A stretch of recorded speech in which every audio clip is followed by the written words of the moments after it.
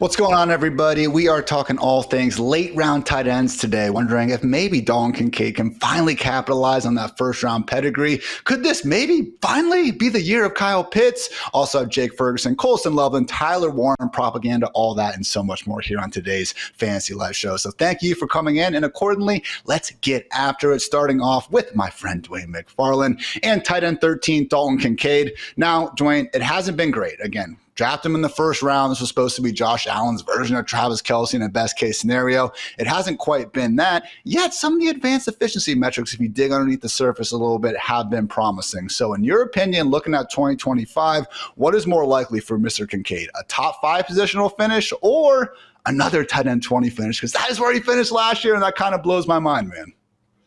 Man, I'm not letting you force me into this answer of top 5 or top 20, but I think what you have to look at him as, he's a borderline tight end 1 profile, and it's because of some of the things that you talked about. So he's my tight end 15. I think he's also your tight end 15. You might be one spot higher than me. So he's going into his age 26 season. He was older when he came out, but if we look at it, his PPR points per game went from 9.8 down to 7.1 or 9.5 to 7.1. But if we look at his underlying data points, Ian, they actually went up. Targets per route run went from 20 to 26%. And so if you look at him combined over the last 2 years, he's a 22% targets per route run. That's a mid-range tight end 1 profile historically back since 2011. Okay. If you look at his yards per route run, 1.42 up to 1.62. So an average of 1.52 over the last 2 years. That's a low-end tight end 1 number as well. The big thing that it really comes down to for Dalton Kincaid is, will the Bills ultimately allow this man to play a full complement of snaps, especially if they're going to be a more run-heavy unit. A couple of years ago, it's like 75% we could probably live with because the Bills are so pass happy. Well, now what do we know? It's happened over the last 2 years with Joe Brady, is we've turned into this more run heavy version of the offense, and that is also hurting Dalton Kincaid. I do want to call out though, so his route participation dropped from 74 to 63% last year. But if you look at it, he had the 2 knee injuries. He had the PCL sprain that happened in week 10, and he also has another one. I'm probably not going to announce. I'm not going to pronounce this correctly. Morel Lavale lesion. The key word there is lesion. And anyway, this is something where the tissue tears away underneath and you get basically like this form of bursitis. And so he had these 2 knee injuries. And so I went back and decided, okay, let's just look at the splits from when his role changed based on the knee injury. So weeks 1 through 9, he was at a 71% route participation. So he was right in line with his rookie season of 74%, but then that fell off to 53% after the injury. So I think the plan was to go ahead and use him more as that 70-75% guy, just like they did the year before. Again, though, the challenge is, this is not the same Bills offense from 3 years ago. This is the Bills offense that wants to run the ball. And so we really would rather see Kincaid at that 80 to 85% range. And he's really battling 2 guys here. He has to battle Dawson Knox for inline snaps, but he also has to battle Khalil Shakir, Curtis Samuel, and all these other guys for these routes from the slot. So he's kind of got this competition in both places, and there's not this clear path for him to just take over. But I will say this, looking at those underlying data points and the fact that he did some of that with knee injuries last season, I think if you're looking for a silver lining, that's what it is. So I do see Kincaid as being a guy that could finish as a low-end tight end 1. And I think we have him tiered around a bunch of other guys that we could make cases for. But I think they're tiered together in the right way, and I think he belongs in that tier. But are you thinking there's a little bit more upside? Or you answer your own question, Ian. Is he more likely to be tight end 20 or tight end 5? I'm going to go with tight end 20 because, let's face it, he has 3 top 5 finishes total on a weekly basis over these last 2 years. He has 13 that were tight end 20 or worse. But I do think there's somewhat of a discount, or just maybe just a general disrespect going to Kincaid, similar to Mark Andrews, purely because of what happened on the last play of his season. And yes, it would have been a lot cooler if he didn't drop that miraculous heave from Josh Allen. I get it, everyone. But again, Dwain, if we just kind of ignored the fact that, other than him pointing at the Lions defenders, that was a very cool moment there. It hasn't been the flashiest, 2-year start. If you just kind of ignored the film here for a second, though, and looked at the underlying stats that matter, why can't this dude break out in year 3? Okay. I know Kyle Pitts has kind of made us wary of expecting, oh, this next year is going to be the year. But you mentioned targets per route run, second highest mark in the league last year. He was also 9th in yards per route run. He was 8th in PFF receiving grade.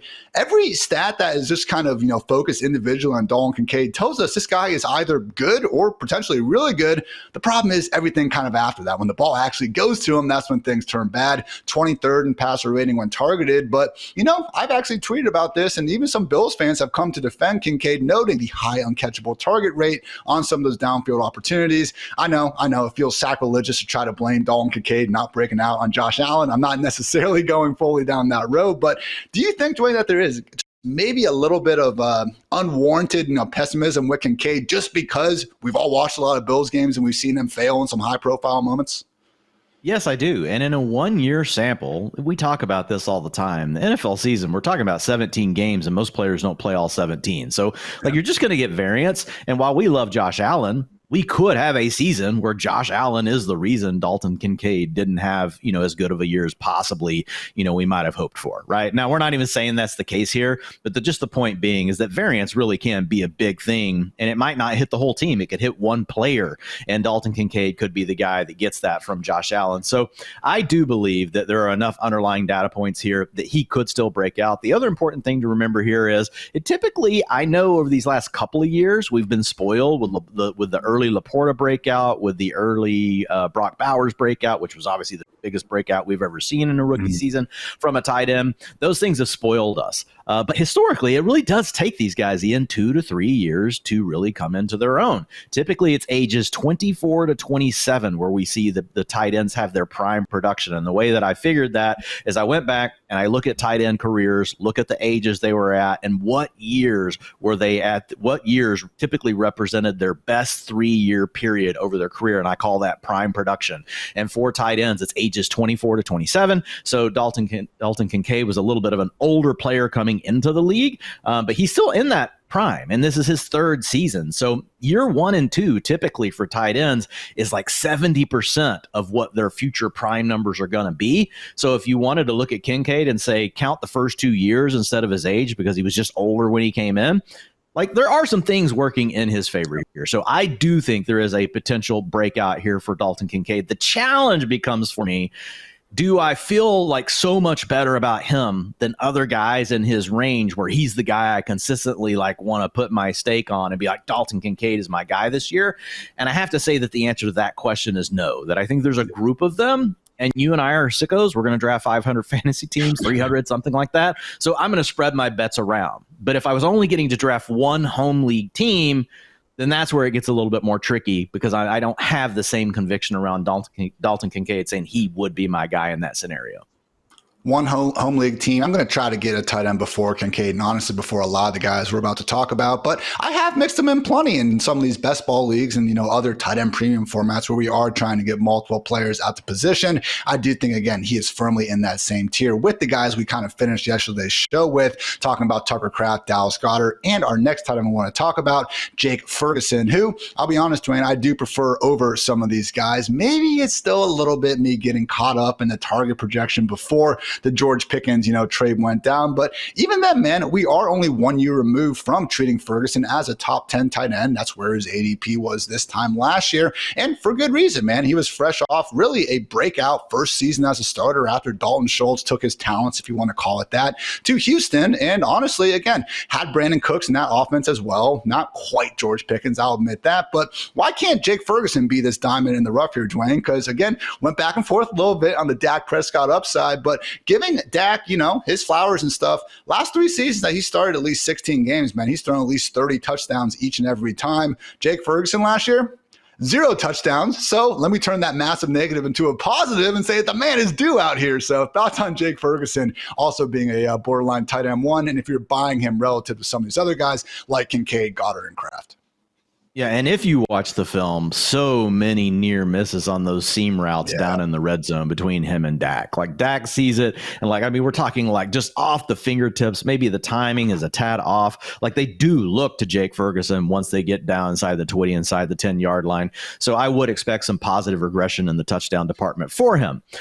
Here's the other thing with him. So I've got him as tight end 14. I think he belongs in a group. You're at tight end 11, so you're a little bit higher than where I am. But again, I think there is a tier of players here. So the positives for Jake Ferguson, number one, his targets per route run 20% over the last 3 years. If we go back to 2011, that's a mid-range tight end one, a 20% targets per route run. If we look at yards per route run, he's at 1.46 over the last 3 years. There were some injuries and stuff last year he was dealing with. So if we looked at just the 2 years before that, a 1.56 yards per route run, that's low end tight end one worthy. Okay. So we've got target earning ability at the low end tight end one. We've got yards per route run at the low end tight end one. And then if we look at his route participation, has been between 76 and 73%. That is mid-range tight end one. So really you would say all of the underlying data points for Ferguson alone point to a guy that should be able to creep into the top 12 tight ends. And again, I think he belongs in a tier where we have a group of 4 or 5 guys. We don't know for sure which ones are going to be the low-end tight end ones, which ones are going to be the high-end tight end twos. And guys, often they're kind of the same thing, and they just rotate in and out based on the week and based on what the matchups are. So there's not as huge of a difference that we might think, right, when we say tight end 12. Some positions, people, when we think about quarterback, I know it gets a little bit tougher, but for tight end, there's a group of them there. And I do believe that Ferguson belongs in them. I think the biggest risk is what you already called out. The fact that now we do have George Pickens, and George Pickens is going to get a lot of those red zone targets. We're also going to project him for more targets than Ferguson. So this is the most target competition that really Ferguson has had, because if we go back to Dalton Schultz and his time there, he's the one that really had to battle Amari Cooper plus CD Lamb. So we haven't had to do that with Ferguson. He's got a later career version of Brandon Cooks. It just wasn't ideal. He got a Michael Gallup version that just, wasn't able to ever get healthy. And then we've got these late round picks he's competed with. So I think that's going to hurt him a little bit, but I do believe that he still belongs in this range. I put him more as that high end tight end too, but I can't necessarily argue with you saying, hey, more of a low end tight end one. And he is someone that in some of these drafts, tight end 16, he started to rise up a little bit, but he is cheaper relative to these other guys that we've been talking about. Only exception being Dallas Goedert, who is really only as cheap as he was because of some of the trade speculation floating around. So again, it's not, none of these guys we're going to talk about, Dwain, are just completely all green check next to everything we're worried about. That's why they are as cheap as they are in the first place. But again, I do think there could be some just underestimated upside here. We are talking about a guy that over the last 2 years, that 3-touchdown explosion against the Packers, the second highest single game scoring performance from a tight end. Also got to remember, like Kincaid, wasn't exactly the cleanest year last season in terms of injuries, had a grade 2 MCL sprain in week 1, later got concussed, only ended up playing really 5 or 6 games with Dak Prescott. So again, not going to be a number 2 target necessarily. We do expect that to be George Pickens behind CD, but still someone where wouldn't be surprised if we do get something close to a spike in touchdowns. Man, Dwain, has there been a singular individual Cowboys performance you have enjoyed more than what this man did against the Seahawks 2 years ago as a Cowboys fan? Dog factor is off the charts here. No, it was great. Obviously, if I had to sit here and really think about it, yes, I'm going to find something better than Jake Ferguson, because there are a lot of great Cowboys. And my Cowboy career, as far as watching them, began in the mid-90s. Last 2 years. Right. Okay. In the last 2 years, then that's up there. We'd probably find something from CD Lamb we like better. But still, to your point, I think a lot of this comes back to Dak. I'm much more bullish on Dak. I'm more bullish on the offense. So really all I think that's happening here, guys, if you're really listening closely, is Ian is having to come around on Dak Prescott. And the fact that when Dak spent his last 2 seasons that Dak has been healthy, he's looked more like Joe Burrow than like a QB 20 or whatever it is where Mr. Hartitz has him ranked. I know. I am coming around, Dwayne. I was drafting a team yesterday. I got him at QB 18. That's a little bit too low. I'll admit it. I'm not fully going in the tank just yet. We're going to have our team previews starting here very shortly, everyone. So should be a nice spirited discussion there. I'll see if I can't, find some middle ground with Mr. Dwain. But finally, I think you're right, man. I'd honestly give CeeDee Lamb versus the Buccaneers this year playing through the shoulder injury a little more credit than ASAP Ferg, but still a fun player to root for regardless. So moving right along, though, guys, we've mentioned Jake Ferguson, Dalton Kincaid. I actually haven't got to the guy who's going ahead of of both of them in early drafts right now, and that is Bears' 10th overall pick, Colston Loveland. So again, regularly going inside the top 10 options in early drafts, yet he sits as our consensus tight end 15. Not just you and me. We got Waz and Matthew Friedman not quite believing in the ultra-talented Michigan man. So Dwain, why are us so-called fantasy experts so sure that the public is wrong on this one? Yeah, so I don't think that this is the public versus us. I think this is the underdog, quote unquote, upside drafter against where we are. And right now we're talking about season long projections and rankings and the way we're thinking about these players for the most part. But you have to remember, in best ball, everyone's drafting 2 tight ends, sometimes 3. So you can take the upside player like Colston Loveland and circle back, right, for your potential, floor kind of player like a Hunter Henry, some other guys we'll talk about. But you have to think about, what can I not get later if I don't get it now? And it's like, I can't get my upside at tight end. And so I think that is where underdog drafters are very sharp, and they figured out, let's take Loveland here, even though I know he might not hit my lineup over the first 4 or 5 games of the year, and he might be the guy, though, that helps me win a championship at the end of the season. So I think a lot really does just come down to that difference, right, of talking about what a best ball league looks like versus what a traditional league might look like. Now, having said all that, I do think there's some real positives here for Loveland. I've got him as my tight end 13, and essentially the way I look at him is, once I get to the names where it's like, okay, these guys have starting roles, but I've seen them for multiple years now and they haven't broken out yet, I'm just saying, give me Loveland. Right, just go ahead and give him as the guy. And if it's a situation where you really waited on tight end, there's nothing necessarily saying you can't draft 2 tight ends on your fantasy team in redraft. If Loveland is one of them, and then you come back and get the guy that you're going to put in your lineup week 1 to be the starter, and then hopefully like week 1, it is just Loveland. You don't have to worry about it, and you can cut like whatever dude that you took later that was just your starter for week 1. But when I look at Loveland, a few big things here on him. Number 1, he's the number 4 tight end prospect in the rookie supermodel since 2018 with a rating of 88.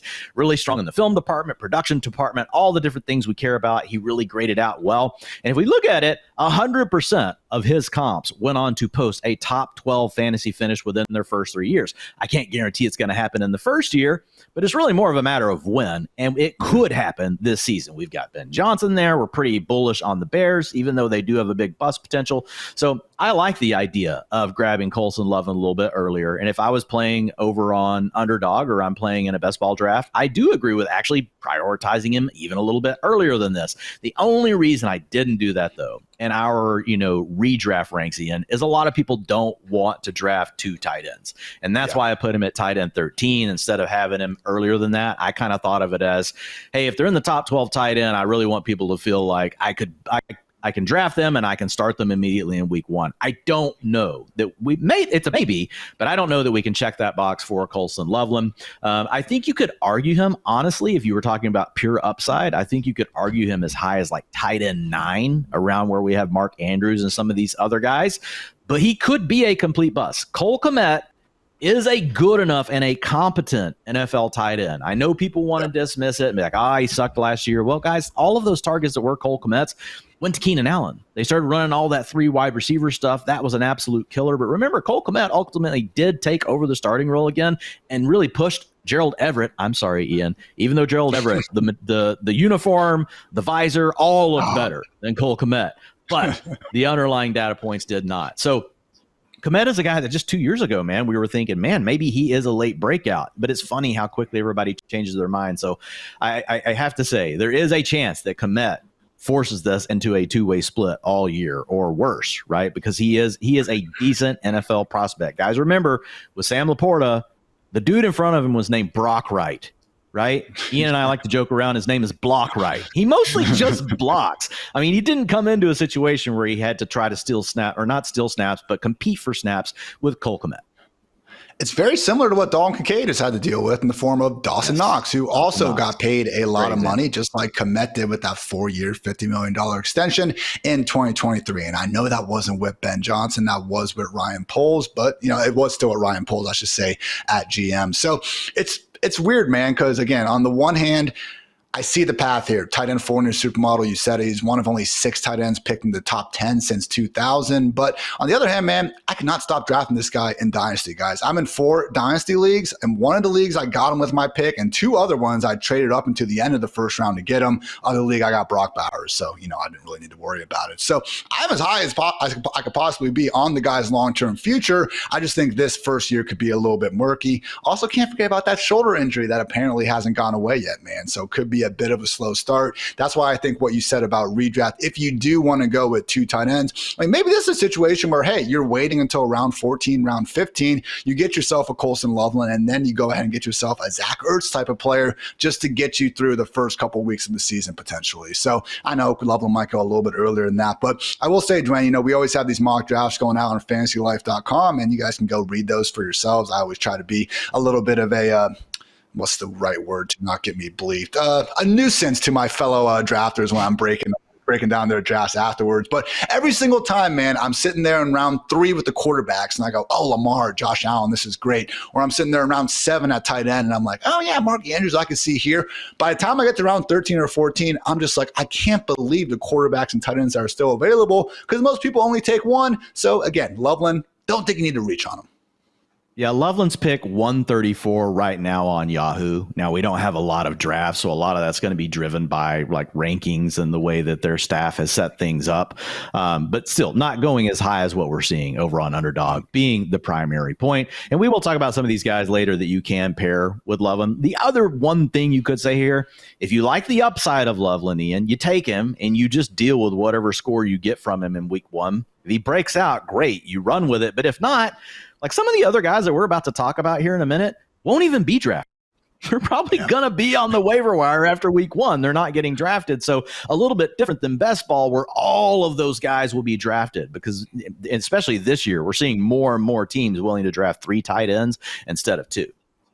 And Dwain, I really think quarterback and tight end, the onesie positions, they're kind of set up similarly this year where, yes, there are at tight end, like, of course, we have McBride, Bowers, and Kittle. Then it's a tier break. At quarterback, we have our big 4, dual threat guys. Throw Burrow in there if you want to. But then there's a tier break. I think tight end 4 to tight end 13, and then like QB 5 to QB, 15. Again, we have them ranked the way we do for a reason, man. But if we end up seeing, again, the guy at the bottom of that tier end up being the top ranked guy, I wouldn't be the most shocked dude in the world. Yeah, I'm with you. I agree on those. On the onesie positions, I've kind of noticed the same exact thing. So good call out. Yeah. Just get some more depth over there. And also make sure you go to your market and get some ice cold Bud Light. Hey, you're not actually allowed to drink in a beer commercial? Since when? You gotta wait till it's done. Oh, 5, 4, 3, 2, 1. All right. We know what this means, Ian. You see the binoculars. That means we're searching. What are we searching for? We're looking for the breakout. It is a breakout watch presented by Bud Light. Also, the new season of Tires is out. So if you guys like some good comedy, that's there. Yeah, very funny, very funny. The first episode I watched last night. But we just talked about the first rookie. We talked about Colston Loveland. We talked about the potential upside that's there with him. The real question here, Ian, is we've got another tight end who's actually expected to go before Colston Loveland in the NFL draft. Now, he did not, but he still comes out as the number 6 tight end since 2018 in the rookie supermodel with a rating of 81. And that is Mr. Tyler Warren for the Colts. And it is looking more and more like we could have Daniel Jones under center week 1. We've got Anthony Richardson battling that shoulder issue, just plus the fact that he hadn't been very good. So how does this potentially change your outlook and how are you feeling about Mr. Tyler Warren this season? I will say when I was going through and trying to look at the Colts history with tight ends, because let's face it, we haven't seen them really have anyone boom at the position since that Eric Ebron year with Andrew Luck, all those years ago, all those, different week 1 starting quarterbacks ago.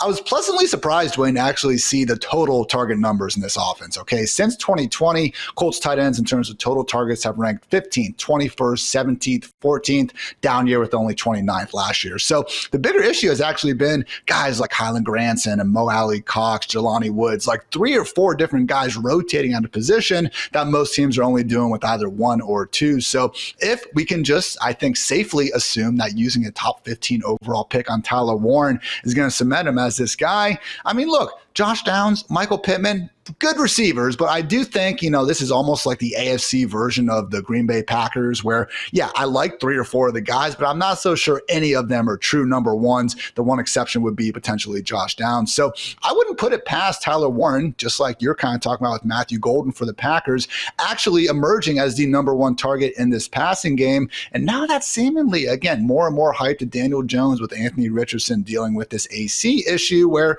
again, not ending his career or anything like a lot of people online have already been insinuating, but certainly not ideal. And again, if we can go ahead and get just average quarterback play from Daniel Jones, which we've seen before, not necessarily every year, but if we just get average here, man, like there could be a situation with Tyler Warren where, again, haven't made a habit of drafting him because he is going top 10, top 11 ahead of guys like Jake Ferguson, Dalton Kincaid. I don't know that he deserves to have this extra tier, but Dwayne, we have these episodes every year where we say, who are the guys where we're just really scared that we don't have enough exposure to, we haven't been drafting enough.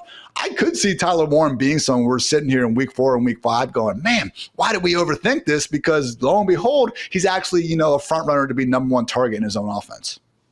Yeah, I mean, I think the bigger challenge is if Daniel Jones starts the year, can he hang on to the job? Because it does feel like at some point, if Anthony Richardson gets healthy, they're at least going to want to see him, right? Unless they're truly a competitive team at that point in the year. And that's where we could potentially get the downside for Warren. But back to the points that you've made, I think you hit them all. Number one, Tyler Warren's going to get a 75 to 80% route participation. The reason this team has had to rotate so many guys is they haven't had one. They didn't have anybody they could even call a 2. They had a bunch of 3s. Right? And so they're just rotating all these guys. Tyler Warren's talent level is on a different level than all of them. So I would expect him to be in a full-time role immediately. In fact, if you had to argue which player between him and Colston Loveland is more likely to be at an 80% route participation coming out of week 1, I would say it's actually Tyler Warren, right? Loveland has more competition with Cole Kmet than what we have going on here with the Colts. I don't want to say I disagree, slight disagreement though with you. I think Josh Downs, like when we look at the underlying data, and we take away the fact that he had played with such crappy quarterback play last year, I think the underlying data actually tells us that Josh Downs actually might be a wide receiver 1 in fantasy football. Like just looking at the targets per route run, the yards per route run, you got to discount a little bit just because of the quarterback play and some of the other things that have been going on. But man, he's a guy that doesn't just have to stay attached to the line of scrimmage, can get down the field, but he could be a nice complement with what you get from Tyler Warren. Tyler Warren in college was more underneath, more design looks. So if you use him in that role, and then you've got Josh Downs stressing the vertical element, in the seam of the defense, that could be a real challenge for how linebackers and safeties are going to handle these potential route combos between those 2 players. And then Michael Pittman, I do agree with you. Like target earning ability been more like that low end wide receiver 2. Overall, I would say he's a wide receiver 3. So I do think there's a path to Tyler Warren being the number 1 target on the team. But I feel like worst case, he's probably the number 2 target on the team. Or it's like what you said. It ends up being like Green Bay, where it's all spread out and we got all these guys around 18 to 20%. But I do think the door is open for Tyler Warren to lead this team in targets. I would put my chip on Josh Downs, but I would put my chip on the number 2 guy being Warren. I do think that the Daniel Jones things, if it somehow worked out and they were competitive and he started all year and Anthony Richardson never saw the field, I think that would be really big because, again, underneath targets, better accuracy. Daniel Jones has shown a willingness to do that. He's made guys like Sterling Shepard relevant. We've seen other slot wide receivers that you don't even know their names actually become relevant, like Wan'Dale Robinson, his rookie season. So I think Daniel Jones would be a plus here. I think the other thing is Anthony Richardson turning so many of those dropbacks into scrambles. Now, Daniel Jones will scramble as well, but not as at a high of a rate as what we had with Richardson. I think it also raises the floor for how many pass attempts we would expect per game. So you're picking up accuracy. You got a good fit with what Daniel Jones does. I know it sounds weird in the year 2025 to be saying, oh, Daniel Jones will be a positive thing for this player, but I really do believe that he would be. And that doesn't mean we would suddenly love Daniel Jones in fantasy. Like, guys, I think we all know at this point, Daniel Jones is a low-end QB1 in the NFL. Right. Like, he can be a starter, though. Like, he's good enough to function in offense, and I think that's the main thing that Ian and I are trying to say. He's good enough to do that. So when I look at Warren, I think you could argue with Daniel Jones, like as the starter, like he kind of goes into this tier of players where it's that you can find upside without needing a contingent injury, right? I think that Tucker Kraft's in that tier. I think that Warren's in that tier. We could maybe argue that Kincaid is in that tier as well, but I think Warren's right there. And again, with Daniel Jones, we've all watched some of the bonehead plays, and look, 2023 and just what he was doing there, like that was abysmal. But if you just look at the other years, look at the entire career, there have been some decent highs. And look, the guy got the Vanilla Vic nickname from Saquon Barkley for a reason. All right. That is an athlete out there. He has the arm strength. He went 6 overall. Okay. So, I'm not necessarily guaranteeing he's going to be an next Geno Smith, Baker Mayfield reclamation story. But if we are trying to find that guy, we want those physical tools, and we want an offense that can actually get the most out of him, and hopefully, again, just be able to do enough to help that process and keep up. And honestly, man, like going from the Giants to the Colts, that's a really big upgrade. All right. The Colts offensive line last year, PFF's 12th ranked unit. I talk about a lot, my supporting cash rating. Colts have been 14th and 14th the last 2 years. Giants have been 32nd and 28. All right. Shane Steichen got a top 10 offensive scoring season out of Gardner Minshew and Anthony Richardson for a couple of games. Joe Flacco threw for 265 yards per game last season. So again, I think maybe it's an underrated, actually pretty good offensive environment where a top 10 scoring season is on the table here. And accordingly, the number 2 pass game option in Tyler Warren could be a big part of it. So I just hope, Dwain, that Colts fans can get some level of, continuity here, because, man, if I was living in Indy and having to deal with all these different quarterbacks year after year, man, I'd just be breaking my bank on Bud Light. Yes, I would too. If it's another Anthony Richardson season, I agree. You need more Bud Light, and that was our Breakout Watch presented by none other than Bud Light.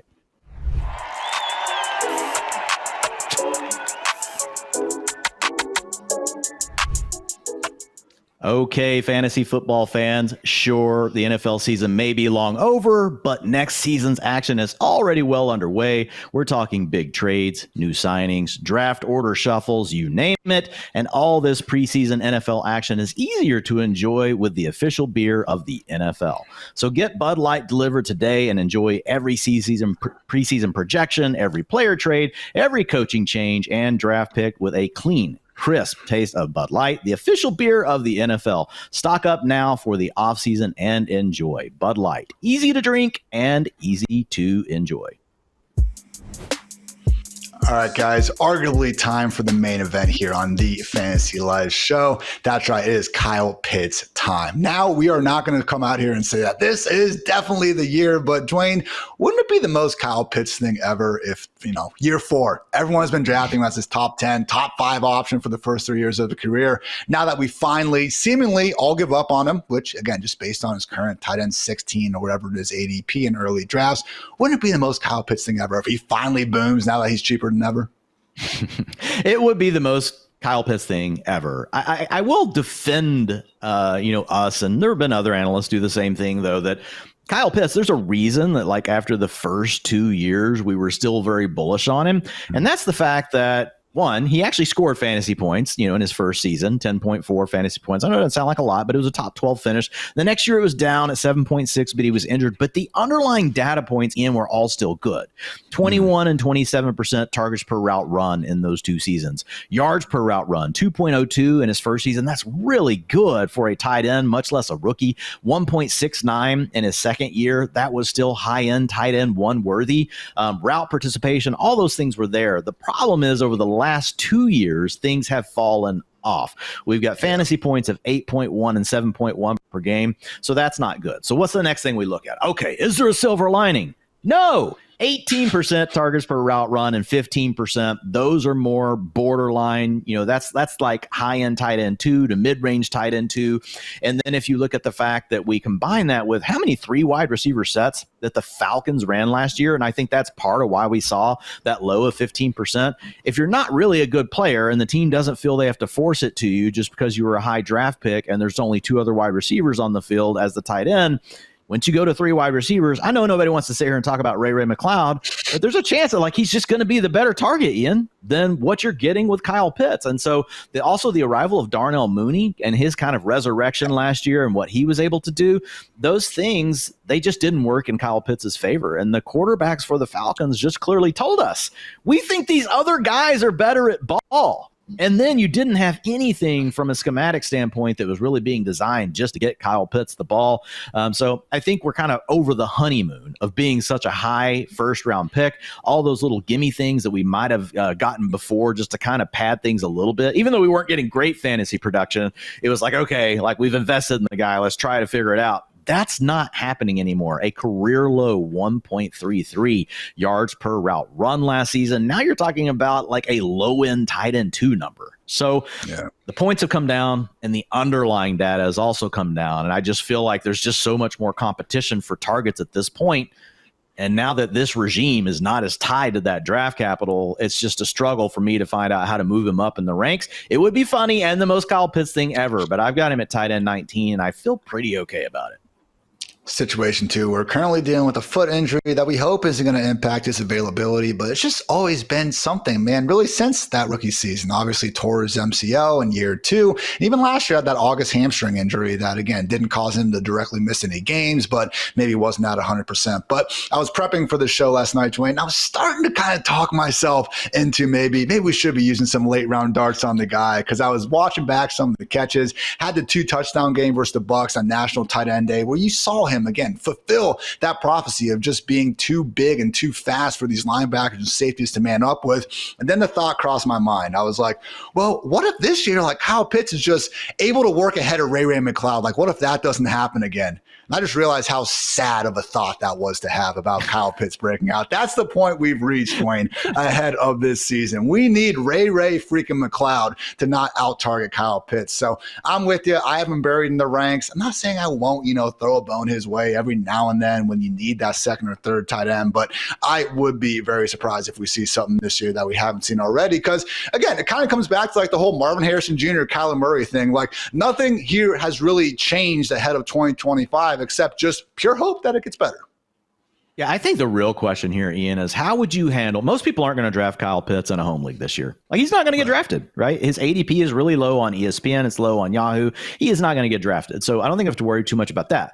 The question will be is if he does bust loose on week 1, he has 7 targets, gets 80 yards and a touchdown. How far all the way back in are you going to be as far as making him a waiver wire claim? At that point, are you going to say, guys, we saw the talent in the first 2 years. We know it hasn't been here the last 2 years, but we're going to go ahead and be all back in? Or are you going to be, these last 2 years are probably still more what we need to lean into? Which way would you be headed? We'll see how the touchdown, the 80 yards look. If it's pure blown coverage induced, maybe not. But I think the Michael Penix factor is going to be the big thing, okay? Because last year, I know some of the accuracy numbers were bad, but man, he still went toe-to-toe with Jaden Daniels and then Bryce Young and just back-to-back shootouts at the end of the season, where I do wonder if maybe the Falcons, who they did throw a ton of resources at their edge defenders, finally, because this has been the league's worst defense over the last 5 years in pressure rate. But the defense overall has been pretty bad. So I do wonder if the Falcons could almost be like this poor man's version of what we kind of expect the Cincinnati Bengals to be, where again, we have this, pass happy, almost high flying offense complemented by the sort of bad defense just leads to these weekly, red zone viewing pleasures that again leads to tons of fantasy points. So for me, it's almost less so Kyle Pitts, because again, I'd just be shocked if he takes this massive leap up in what he's doing on the football field. More so, can Michael Penix actually, look the part of a franchise QB? Yeah. So for me, it would probably come down to like, okay, are we seeing, sad, we're going to mention Ray McLeod for the 3rd time. He is Ray McLeod the 3rd. So it's kind of fitting that we're going to mention him 3 times. If they were using more like 2 tight end sets and stuff like that, or using, just more heavy personnel, and it wasn't just due to the Falcons having this big lead, that would probably be the signal I would be looking for. Because I think that Mooney and ultimately Drake London, we know they're going to probably be a problem. They might actually get more targets than Kyle Pitts, but if he doesn't have to deal with Ray McLeod, that would definitely be a positive. All right, guys, more tight ends that are, again, sitting here in this mid-tier tight end 2 range, but you want to try to find out which one you prefer. So, Dwain, I ask you now, favorite sleeper between Isaiah Likely, Hunter Henry, or new Jaguars tight end 1, Brenton Strange? Yeah, my favorite sleeper here, I'm going to go with Likely. And the reason why is we've seen what the ceiling can look like with Likely when games have really worked out his way, when we've dealt with Mark Andrews not getting as much playing time. We saw it very early in the season last year. And so I think that demonstrated ceiling is what we want to look for. Also, if you just look at his underlying data points, 1.55 yards per route run last season with an 18% targets per route run. That's better than Henry, who was at an 18% targets per route run, 1.39 yards per route run, 18% on the target front. And then we look at Brenton Strange. He was at a 20% targets per route run late last season without Evan Ingram, but yards per route run were not as strong. So they're all kind of close. But when I look at Likely, he has the thing that the others don't, which he has had multiple boom games. And so if something were to happen to Mark Andrews, I think Likely could change your fantasy season. Like Hunter Henry, even though he has a clearer path to being the tight end one, like I think we would, if we had to say, hey, who's going to get more routes this year? It's going to be Hunter Henry, right? He doesn't need an injury to make that happen.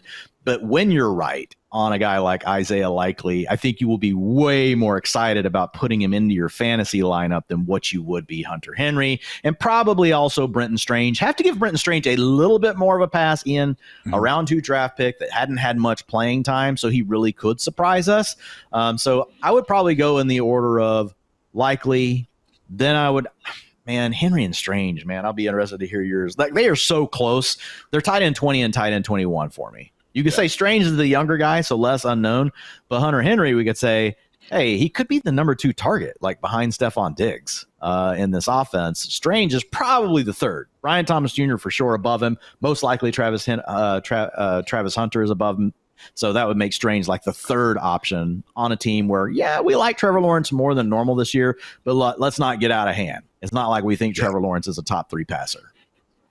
First, I am with you on Likely. He already averaged the same amount of PPR points per game as Dalton Kincaid last season. And I also, Dwain, think it's a unique enough situation where Ravens were the only team in the NFL last year to actually run more 12 personnel than 11. And when Zay Flowers missed those playoff games, we actually saw Likely have 73 and 81% route rates. So yes, if something happens to Mark Andrews, that's obviously going to open up the huge, tight end one, overall ceiling, honestly, like if nothing was happening with Mark Andrews there. But I think it's even in Likely's potential range of outcomes to sneak into that low end tight end one range just merely by another wide receiver injury happening, or maybe them just fully embracing that 12 personnel even more. So good stuff on Likely. Here's my thing with Hunter Henry. We've been in the NFL for 9 seasons. You can't reach 700 yards once. It's not like we're at 699, man. We've gotten to 674 and 652. And I know touchdowns and stuff. Hunter Henry isn't a bad football player, but like, what are we chasing here? In 2019, he scored 12.5 fantasy points per game. He was tight end 8.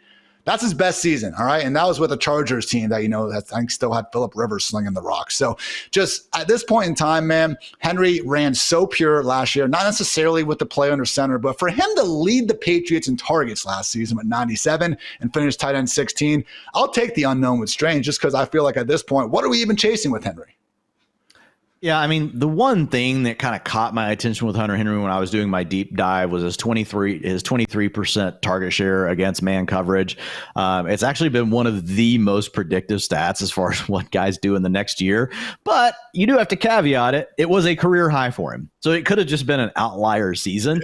But it could come back to having a guy like Drake May that's a strong arm quarterback. And we've talked about this with many of these archetypes where it's just like, hey, even though you're not open, you're open. You're my big guy. I'm throwing it to you, and especially against man coverage when you're singled up. And if that holds for Hunter Henry, and I think that's part of why that stat actually works, if that were to hold up for Hunter Henry and he were to be the number 2 option on a Patriots offense and Drake May took a big step forward, then I do think there is the potential for, that 7 to 9 touchdowns. And will he? I mean, it still would probably be a struggle for him to get to 700 yards.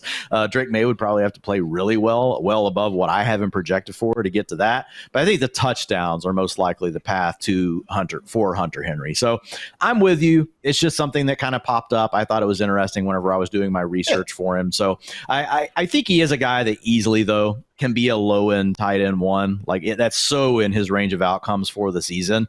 What's probably not in his range of outcomes for the season, though, like what we're talking about with Likely, is that if everything suddenly went right, that he's the tight end 3. Like I could see that happen for Likely. If he had a pure run out and all of a sudden what if all of a sudden they decided we're going to give him 80% of the routes and we're going to give Mark Andrews 60? Isaiah Likely in that scenario could be a top 3 tight end. We can't say that about Hunter Henry.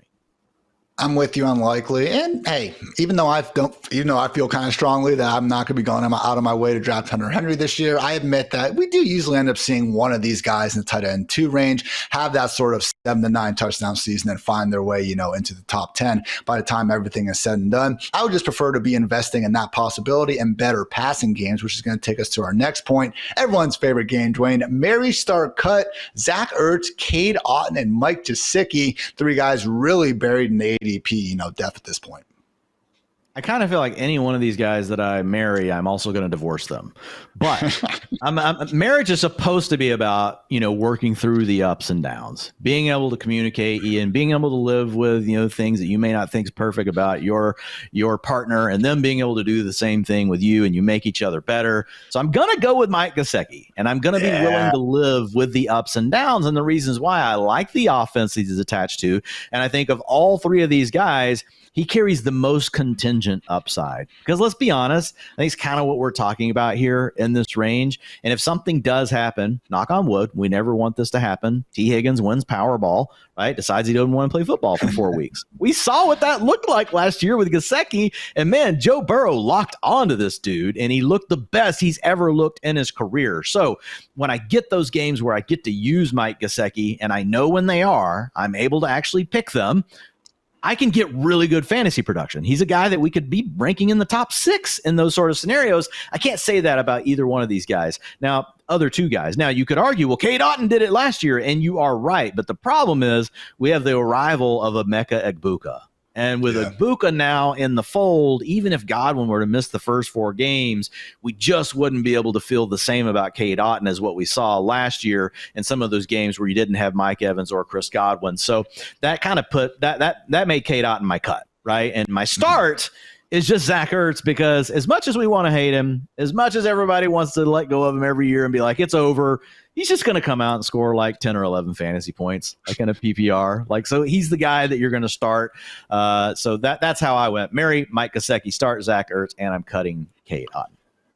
We're on the same page here. I will also note with Gesicki, again, got that 3-year, $25.5 million extension. So it would make sense if his role increases, and it might have to, because unfortunately, promising 2024 rookie Eric All is going to likely miss the entire 2025 season as he continues to deal with that ACL injury. So yeah, man, I mean, we had 3 just blow-ups in 5 games without T. Higgins last year for Big Mike. 7 catches, 91 yards, 5 catches, 100 yards, and 2 tuds. Also another game with 7 catches and 73 yards. So that contingent upside is great. And honestly, again, just being able to invest in someone in an offense that we fully expect to score a bunch of points. In terms of the top 9 implied offenses and their biggest point totals, Mike Gesicki and Cade Otton are the 2 cheapest tight end options. So also would add, you said Emeka Egbuka. I also think Jalen McMillan coming on so strong down the stretch would make life tougher for Otton, who, yes, had a 4-week stretch where he was not only the tight end 1, he averaged 19.1 PPR points per game between weeks 7 through 10. That was no Evans. That was no Godwin. And again, McMillan hadn't even done much. So that's great for Otton that he managed to do that. But again, just really having a hard time in an offense that probably isn't going to be better without Liam Cohen. Are we allowed to say that? So again, Cade Otton would be my cut. And then with Zach Ertz, he did just finish as a tight end 10 last year. So who's to say he couldn't at least, do that again? Sorry, Ben Sinnott faithful. So Dwain, as we get to, again, our last question here on the Fantasy Life Show, I want to really go deep now, all right? We're talking tight end premium, late round pick, or maybe you just need that 3rd tight end in best ball using your literal last round pick, okay? So who is your favorite late, in all caps, late round dart tight end we haven't discussed, and why is it maybe Juwan Johnson? I'll let you cover Juwan Johnson. I think he's a good one. I'm just going to give a quick 4 names because we are, to your point, talking about tight end premium. These are 20-round drafts, guys. You're going really late, and these guys actually are going a little ahead of that in that format. But I think Mason Taylor, the 2nd-round pick, right? Jason Taylor's son for the Jets. We don't have a lot of target competition outside of Garrett Wilson. If suddenly the Jets offense did go right, like maybe Mason Taylor's the number 2 target. I'm sorry, Alan Lazard fans, but I'm going to go with Mason Taylor. Elijah Arroyo. Are there Alan Lazard fans? Is that a thing? Yeah, I think there are because they come after me on Twitter. Aaron Rodgers, but Elijah Arroyo. the rookie out of Miami for the Seahawks. What if Cooper Kupp is dust? Right. And JSN is really all they have. And MVS is just out there running wind sprints. He's running up the pedometer, getting all the steps in, but not doing much. Arroyo potentially is this guy. I know they liked him a lot. Again, talking about last round, guys, don't go draft Elijah Arroyo in your redraft league in round 10 for crying out loud. Terrence Ferguson would be the other one, the second round pick. Many believe was a reach. The supermodel thought it was a reach by the Rams, but still, it's Sean McVay, and he wanted this guy. He also wanted Tutu Atwell in round 2, guys. So I'm just saying, even Sean McVay can make mistakes. But Terrence Ferguson would be the other rookie. Yes, we've got a lot of target competition, but if something did happen with a Devontae Adams or a Puka Nacua, maybe Terrence Ferguson is the guy that we need to be thinking about. And the final one would be Jatavian Sanders. He was the 4th-round pick last year for the Carolina Panthers. Fell a little bit in the NFL draft, but was taking over a bigger role as the season went on. And we just have a lot of uncertainty, right? We're looking at, from a rookie standpoint, we love Teteroa McMillan. We think he's the top guy there. But Adam Thielen is going to be like 47 years old, right? So he's almost my age. And then we're going to have to deal with a guy that wasn't very good last year in Xavier Legette. And then we have Jalen Coker, who, great, it's nice. We like him. But who's to say that Jatavian Sanders isn't the guy that plays more than all those guys? And he's a young, potential ascending talent. So I'll throw those 4 out there. Tommy Tremble, back surgery right now, obviously not ideal as well. Mitchell Evans, day 3 guy. We'll see what happens there. But yes, I would say Jatavian should be the leader in the clubhouse. I will say on those rookies, Dwain, I know you're in some dynasty leagues as well. I've been very pleasantly surprised to see how available some of them are, late in the round 2 and round 3, even in tight end premium formats. I mean, I managed to get Terrence Ferguson at like 303 in a tight end premium league where, no, I don't expect too much from this year. Tyler Higbee is still a guy in Los Angeles, but as early as 2026, man, I really do think he could potentially be that full-time tight end in an offense that we will probably continue to like. So again, for the future, definitely, all in with Dwain on those tight ends. I will give some love to Mr. Juwan Johnson, though. Another one of these guys who got a nice offseason extension, 3 years, $30 million. He is now the 12th highest paid player. And I think some of the problems just aren't going to be as evident this time around, specifically 35-year-old Taysom Hill. Brutal knee injury last year. When you start reading some of the reports from Saints beat writers, I mean, it doesn't even sound like a guarantee that he's necessarily going to be on the team. And even if he is, it could be a situation where he misses literally the first 2 months of the season. So we'll see what happens. Taysom Hill, obviously, jackknife, jack of all trades, master of none type of player. He's done some awesome things over the years, but we've really just been waiting for Juwan to try to get that full-time role because a lot of these underlying stats, man, do say he is quite good. I love referencing ESPN's separation open score. And just over these past 3 years, only Mark Andrews, George Kittle, Travis Kelce, and Darren Waller actually have higher marks than Juwan Johnson. Just in terms of their overall score, he's tied with Sam Laporta for the 6th highest mark. So again, technically, someone in New Orleans is going to have to be catching passes at some point in time. I know we have Chris Olave and Rashid Shaheed, so maybe doesn't have the sky-high target ceiling we're looking for. But again, just by virtue of looking that late in drafts, shout out to Underdogs, Hayden Winks. He likes to have a rule where last couple of rounds, it's like, let's make sure I'm not drafting someone who is making less this year than the winner of Best Ball Mania will be making. So again, Saints have a lot of reasons to feed Juwan Johnson the ball. And hey, I think he's good enough to do it with his former college quarterback, Dwain. We got the locker room scenario going on here. Yeah. I like Juwan Johnson. It just all comes down to Tyler Shuck, right? Yeah. I mean, it's funny. We have to say this around all of the Saints. All the Saints are potential values right now. Chris Olave looking like a value. If we talk about Rashid Shaheed looking like an absolute value. We've already discussed Alvin Kamara as a value. And then now we're talking about Juwan Johnson. So we really need Tyler Shuck. Maybe we need to do like a GoFundMe page or something for Tyler Shuck to like set up like a bonus structure that's in play if he can hit certain marks that we all like as fans that would help us in fantasy football, because there are a ton of potential quote unquote values on the board. If Tyler Shuck is all shucks, none of this is going to matter, right? And we're just not going to really want any of these players on our rosters. So he is, it'll be interesting when we get to do our Saints team preview, because he is a massive, massive linchpin on some potential value right now in drafts. And on that note, we will wrap up this episode of the Fantasy Life Show. As Dwain mentioned, team preview season is on the horizon. Always great to go through all 32 squads and really help getting our minds right before we truly enter the thick of draft season. We hope you guys will join us, continue to join us each and every step along the way. So for Dwain, for producer Matt, for producer Kelsey, I'm Ian. Thanks again for tuning into the Fantasy Life Show. And until next time, take care, everybody.